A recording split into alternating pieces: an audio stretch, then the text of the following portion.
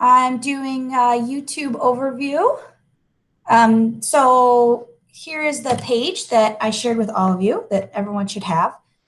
Just like all my other stuff, if you guys want to find something specific, you can click on these links and it takes you directly to the bookmark within the page. And then to get back to the home page, you click on the home and it takes you back there. Just to show everyone kind of an overview on that, because I know that I've been told that some of my how-tos are a little long, but I try to make them as detailed as possible. So, all right, so I'm gonna jump right in. I wanna show you guys the YouTube homepage. If you are not familiar with this, just to give you a quick overview, here's my icon. You're gonna wanna make sure you're signed in. Everyone has a YouTube account because of our, YouTube is owned by Google, just like I think everything basically at this point. But because we have Google email, the Homer Central accounts allow you to have a YouTube account with that. So to start, this is probably what it looks like. All right, yours is going to look different because it depends on what you're searching for. Don't judge me by what I'm searching for here. But let's talk about what you have here. You have your guide, which is these 3 lines. If you click that, that opens or closes that. This YouTube icon takes you to YouTube. Here's your search box, which you can see all the funny things I've been searching for. These are my recommendations down here. You can also see some of these are other things that I may want to search for. They give you a lot of recommendations, and it's based on what you searched in the past. If you have something that you don't want to show up on your recommendations, you can just click here and remove it, and that will be then deleted from your history. This is your upload button here, create. You can click and you can go upload video or go live. Here is your waffle, it takes you back, or this is actually a little bit different because it's the YouTube waffle. So there's some options there. Here's your notifications. You can get notifications on YouTube, like when people start subscribing to your channel or if people leave you comments. And finally, here's your channel icon. And Nancy? Yeah. I'm sorry to interrupt. How do we get the screen, your presentation to enlarge? Because I just see this tiny little tile on my screen. I can't see anything you're talking about. So do you see up here where I have the Meet Grid View open? Do you see? Yeah. If you click that and turn it off, then it'll show it should show just one thing you want, and you can pin it. Like for example, Stacy, when I hover over your name, there a little like push pin comes up, and I can pin that to the screen. Does that make sense? Yeah. Yeah. Okay. Now I can see it. Thank you. You're welcome. Sorry.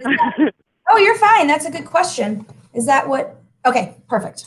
All right. So also in YouTube, they have this other really nice feature that I am going to turn on right now. It's called dark theme. I really like the dark theme, and I stare at a screen all day. So I'm turning my dark theme on. I just don't want it to throw anyone off.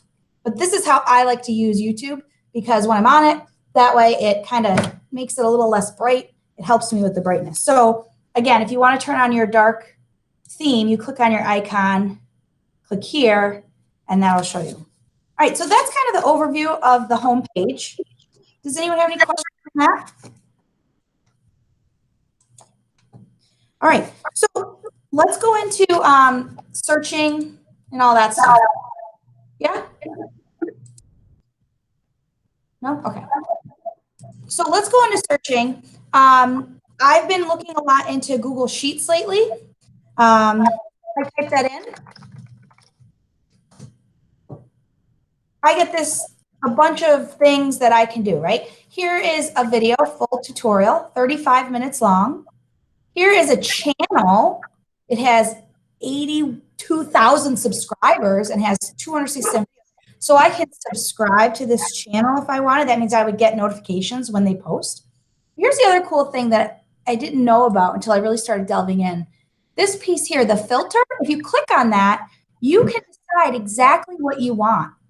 So let's say you want like a short video to show your kids. So it needed to be short, under 4 minutes, right? Did you see that? I can go back to filter here. I want it to be a video, not a movie. And that way you can kind of hone what you want. The other cool thing, let's see.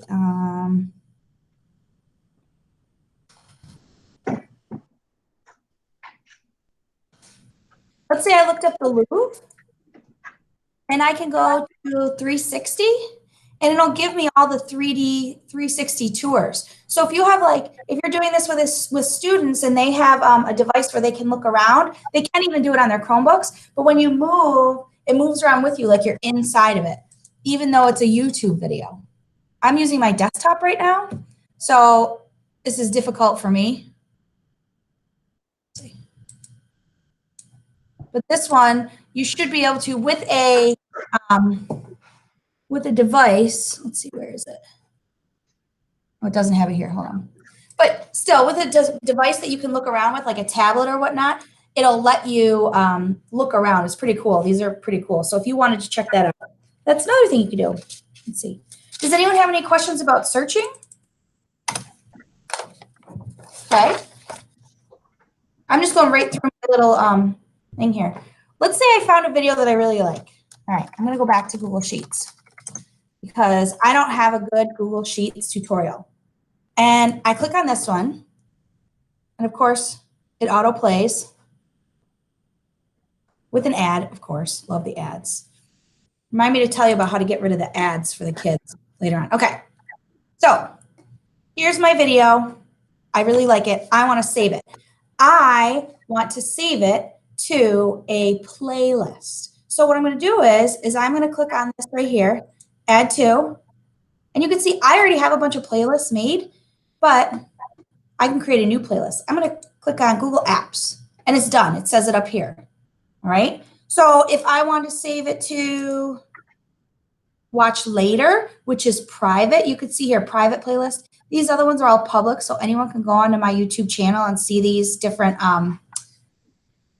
different video playlists. I can click on the watch later, and that's just for me. So I'm going to add it to that as well because I want to watch this whole thing later, and then automatically added.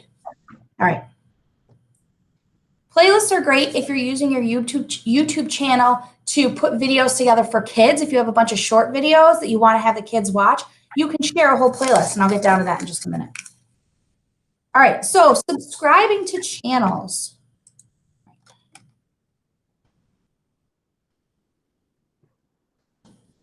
I really like Eric Hertz right here. You can see I'm subscribed. He's the Control-Alt-Achieve guy. So I clicked on the red button here that said subscribe.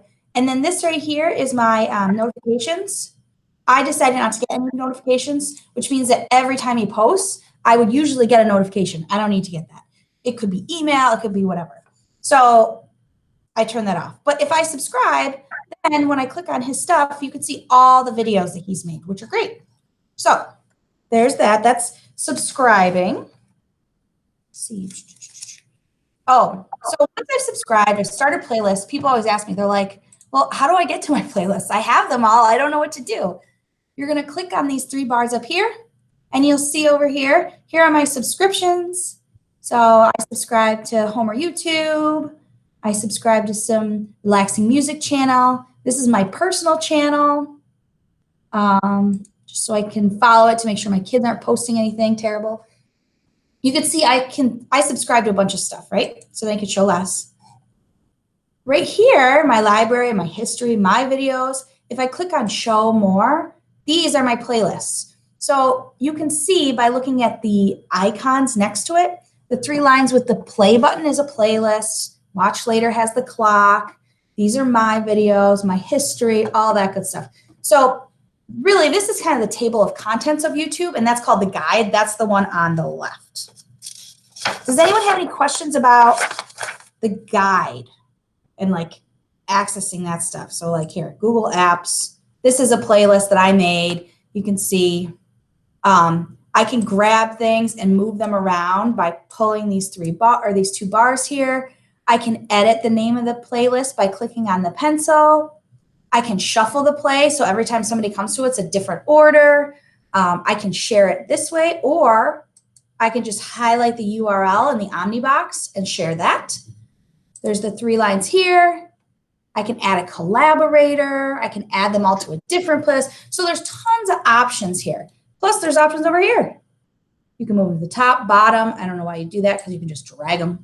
But lots of options within your playlist on the guide section. All right.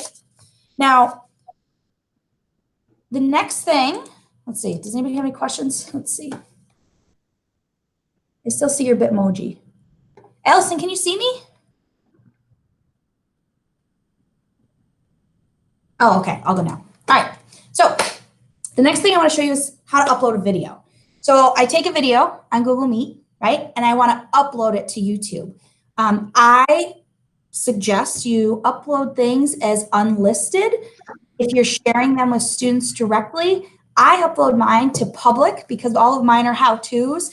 And because I make playlists and I share them on my website, and I've been sharing them outside of even Homer. I have a couple other schools that I've been helping. My sister's a teacher, so I've been helping her. And that in turn, she's been sharing the videos with other people. So I personally do it public. It's totally up to you. I would just be careful with students. If you have students on the video, you don't want the privacy issues and stuff.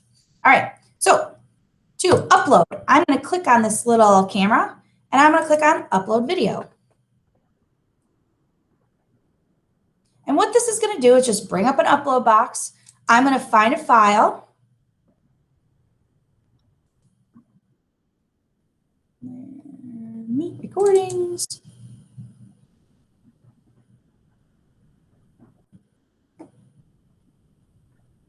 All right, I'm just going to pick one. Let's see. I don't know what this is. Let's find out. It'll be a mystery. So once I've clicked on it, you'll see that it brings me here. Oh, file unreadable. Ha! I guess I should pick one that I actually know, huh?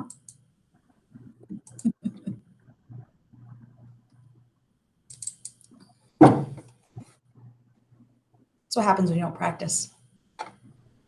All right, so it brings me to this box. It's going to name it whatever it was named. This was from a Google Meet. I'm not really sure which one this was, so I'm just going to name it Random Google Meet.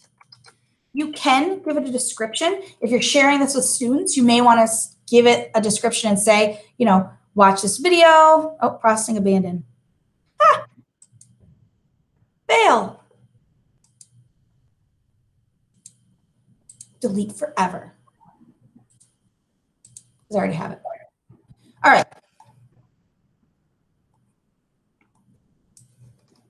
Since I'm failing at this, I'm just going to show you this, the how-to. So when you upload the video, you're going to get this box here, all right? You can choose a thumbnail, which basically means when you're on the video, like you could see my channel videos here. I have like a picture of myself as like the front of the video.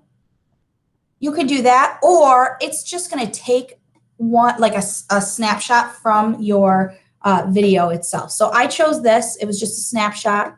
You can add it directly to a playlist. You can decide who the audience is for. You're going to want to say, yes, it's made for kids. Otherwise, it's going to have the tag, not safe for work. Hopefully, nobody's uploading those with their school email. We don't have access to video elements. If there are things you wanted to add to it to make it like super fancy, you could do something like Adobe Spark, or you can add, I don't know, that would be another video making thing. So that's something else, but we don't have access to that within our organization. So you click next here, and then, bless you. Oh, excuse me. And then you're going to decide how you want it published. Now, again, it doesn't give you an option. It just says save or publish. And if you hit save, it's just going to save it. It's not even going to publish it. But there's public, there's unlisted, and then there's private. Private means no one can see it except for you, and that includes even if they have the link. You can also schedule it. So let's say you have a bunch of videos that you want to drop at certain times or certain days, kind of like on Google Classroom. If you're scheduling assignments, you can schedule a video to drop before certain times, all right? And then when you're done, make sure you hit save, and then boom, it's done. So this video here, the practice YouTube video, let's see if I don't even know if I have it on here still. I have a lot of videos on mine. No, it's not even on there, but that's fine. I was using it as practice. So you can leave the screen.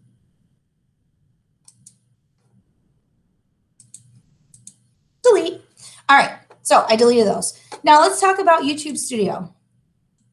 Let's say I am at YouTube and I want to get to my videos so I can edit them. I want to change privacy. I want to do it quickly.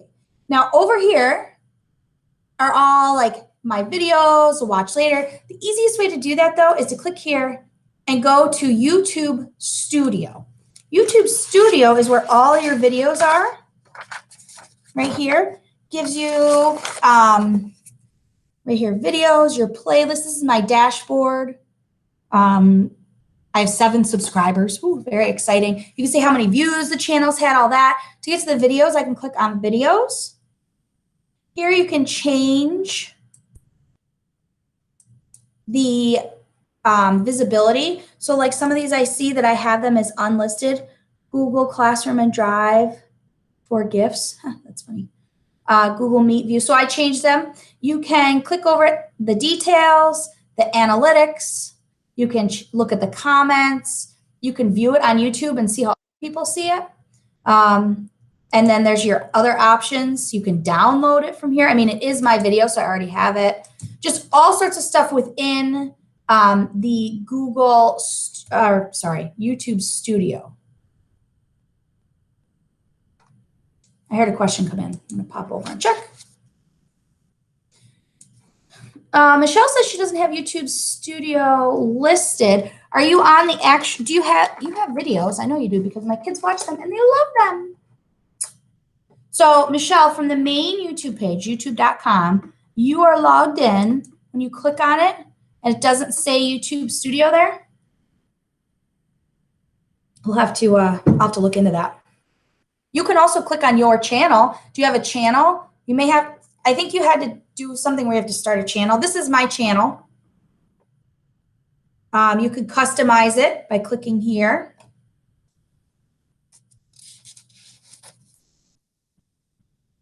You can do the view as yourself, view as a new visitor, view as a returning subscriber. I can feature other channels on here. Let's see. When I'm here, Michelle, do you have the YouTube Studio link on your channel? No to either. It says YouTube Music Kids. So that's in the waffle, right? Right here. Make sure you're clicking on your icon, your person, or maybe it's just an M or C. Does that help? Hopefully that helps. Is anyone else having an issue with that? I don't know if anyone else is.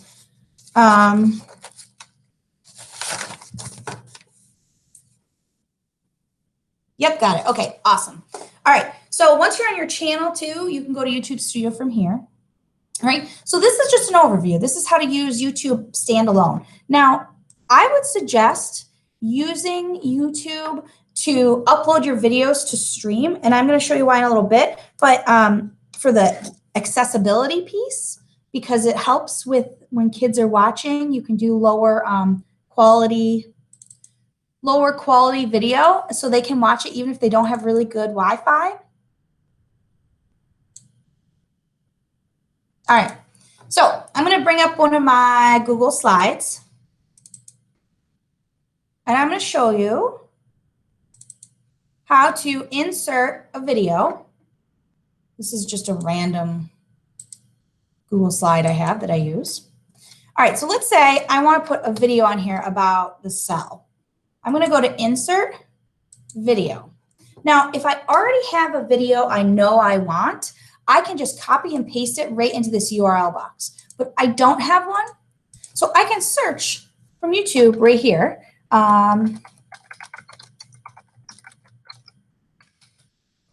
I'm spelling amoeba wrong, but hopefully YouTube will figure it out. Oh yeah, the Amoeba Sisters, love them. So once I find the one I want, I can preview it by clicking here. It'll give me a little preview. Yay. I'm gonna click it so it's blue on the outside. See how it highlights in blue? Hit select. And now it's going to insert it right here. The nice thing about inserting it into a Google Slide presentation is that it doesn't take the kids directly to YouTube. They stay right on the Google Slide. There's no distractions. But here's the other thing. When they get to the end of the video, I'm at the end, when it finishes, all these suggestions pop up, and that drives me nuts because my kids do it, and then they see all these Minecraft things, and then they want to click on those. To get rid of that, you can end the video. It said 9:27. I'm going to end it at 9:24.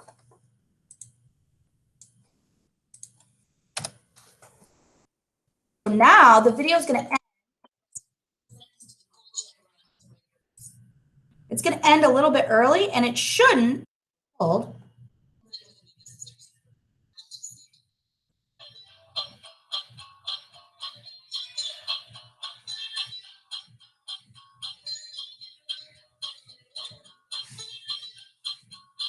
I may want to end it a little. There we go. All right. So it ended, and then there was no suggestions there. So I personally like that. You can click it to autoplay. You can mute the audio. You can also change the rotation and size, but if you saw what I did, once you click on it, you can kind of drag it and then move it around that way. So that's up to you if you're into the more technical positions and sizes, you want to do that.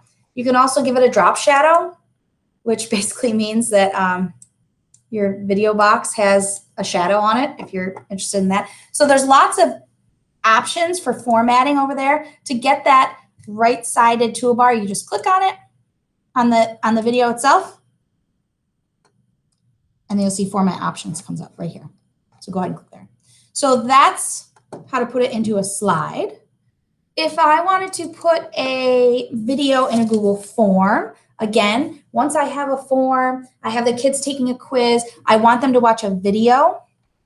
You're going to open your form. You'll see right here, there's add video option.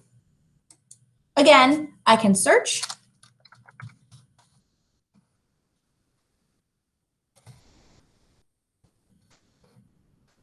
The more things you put, the more specific it'll be. So here's a documentary, 52 minutes. Oh, here we go. Great Smokies, 3 minutes. I love it. I'm going to select. Now, here's the video. I can make it bigger by doing that. I can give it a title.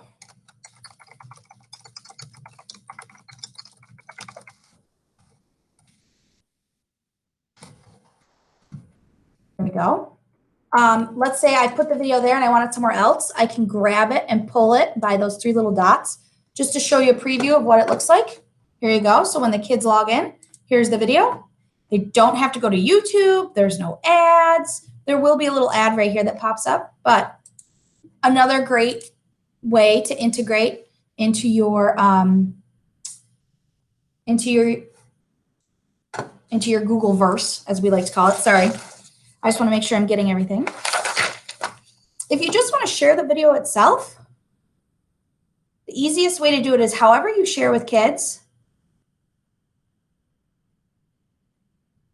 However you share with kids, usually you click up here, highlight the URL, and you can post it on Google Classroom. You can email it to them. You can send it to them in Remind or something like that. The only thing is if you're sending it to littles, a lot of times it's really helpful if you use like a link shortener, like a bit.ly or a tiny URL, just because I know for us, when our kids are watching, like Mrs. Combs, for example, we do music, we put it up on our TV. So for me, it's a lot easier to either stream it from one of my devices, so I have to type the whole URL in, or type it in on the computer or on the TV. So it's a lot nicer if you have them shortened, the URL shortened.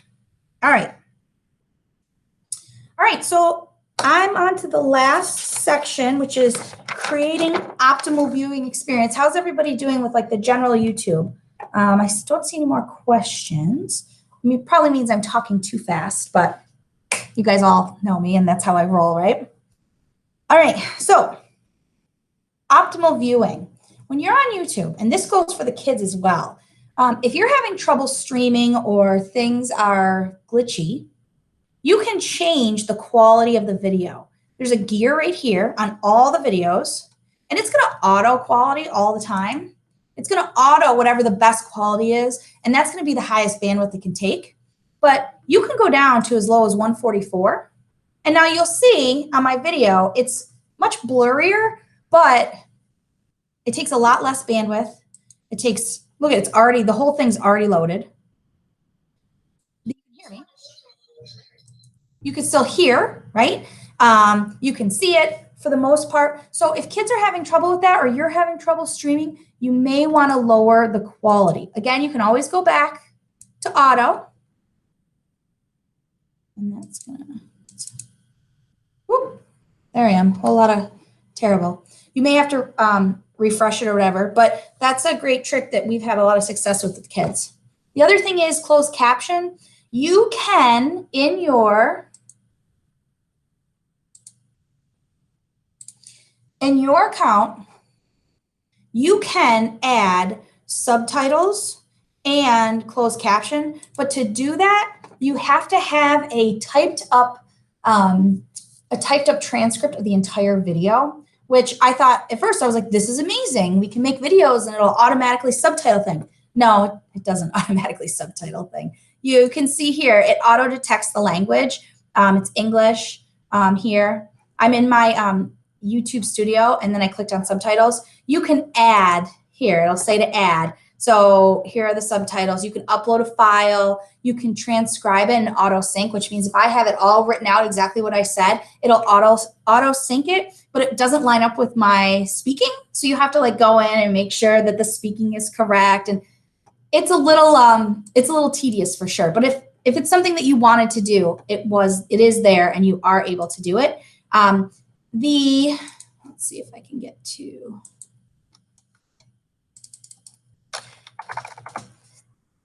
The closed caption on your videos should be auto generated. So like I can go into mine.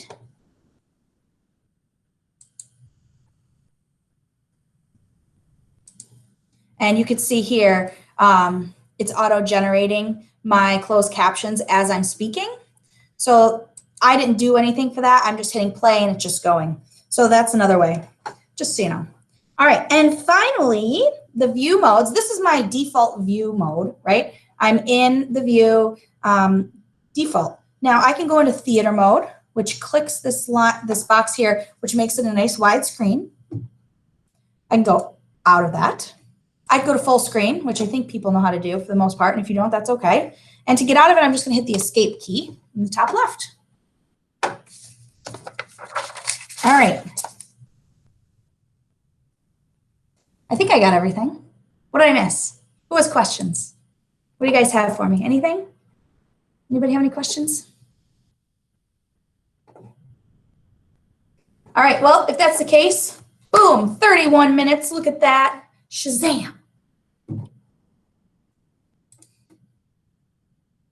Allison.